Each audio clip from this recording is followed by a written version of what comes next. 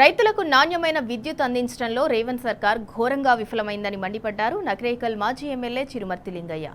పామనగుండ్ల విద్యుత్ సబ్స్టేషన్లో లాగ్ బుక్తో పాటు పక్కనే ఉన్న రైతుల పంట పొలాలను క్షేత్రస్థాయిలో పరిశీలించిన ఆయన కాంగ్రెస్ ప్రభుత్వం రైతాంగాన్ని తీవ్ర ఇబ్బందులు పెడుతోందని నిప్పులు చెరిగారు. అధికారిక రికార్డుల్లో చూపిస్తున్న కరెంటు వేళలకు క్షేత్రస్థాయిలో అందుతున్న కరెంటుకు పొంతనే లేదని తీవ్రంగా ధ్వజమెత్తారు.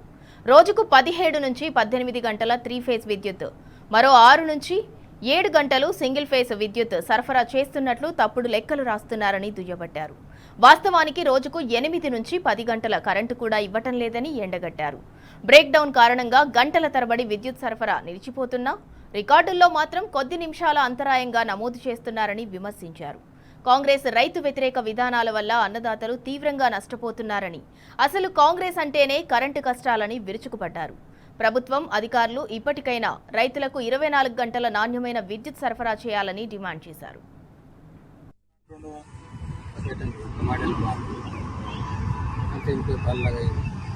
రైతు బంధు వచ్చిందా? మొన్న వేసిరేనా రైతు బంధు?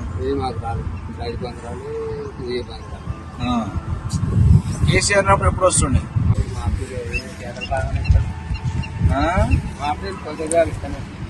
పొద్దున ఇస్తలేడు.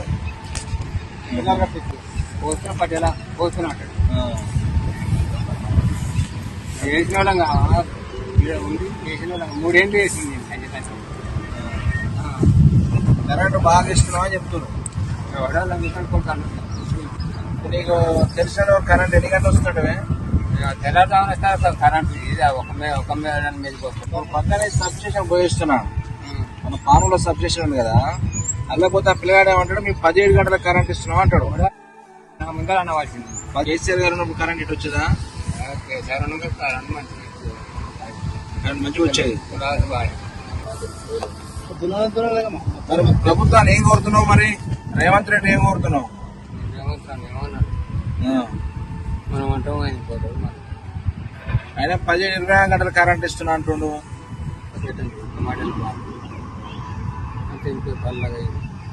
రైతు బంధు వచ్చిందా? రాలే.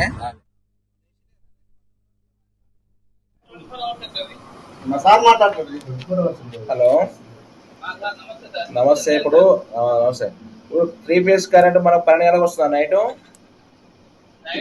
తెల్లవారుజామున 3 గంటలకు అట్లా వస్తుంది సార్. 3-4 గంటలు ఇస్తుండ్రు. 3 గంటలకు 12 గంటలకు రికార్డు రాస్తున్నారు, కరెంట్ ఇస్తున్నా అని చెప్తున్నా. సబ్ స్టేషన్ రికార్డు ఏదో ఒక రోజు ఎక్కువ శాతం అయితే రావట్లేదు సార్. అది ఇప్పుడు నేను ఒక 4-5 రోజులు కంటిన్యూ రికార్డు చూసిన. ప్రతి రోజు 1 నుంచి తెల్లవారి అంటే 17 గంటలు కంటిన్యూ ఇస్తున్నా 3 ఫేజ్ అని అంటుండే.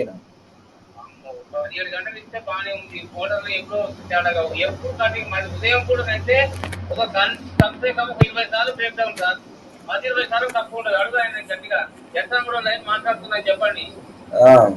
ఎప్పుడు బ్రేక్ డౌన్ ఏదో ఒకటి బ్రేక్ డౌన్ కరెంట్ పోతే 2 నిమిషాలు 3 నిమిషాల కంటే ఎక్కువ పోతలేదు. 4-5 సార్లు ప్రతి రోజు 4-5 సార్లు పోతుందని రాస్తుండే మెన్షన్ రికార్డు. 4-5 సార్లు పోతే ఒక్కోసారి 15 నిమిషాలు 20. మొన్న పొలం దున్నిస్తే నాటు పెట్టినప్పుడు మొన్న అంటే ఎప్పుడు సార్ మంగళవారం రోజు అంతేగా అరగంట 30 గంటలు లేదు కరెంటు. ఏ రోజు? మొన్న నిన్నగా మొన్ననా?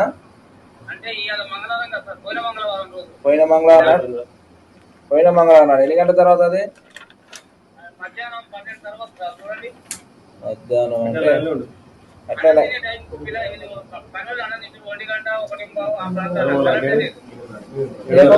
7వ తారీఖున లంచ్ టైంలో లంచ్ టైం సార్.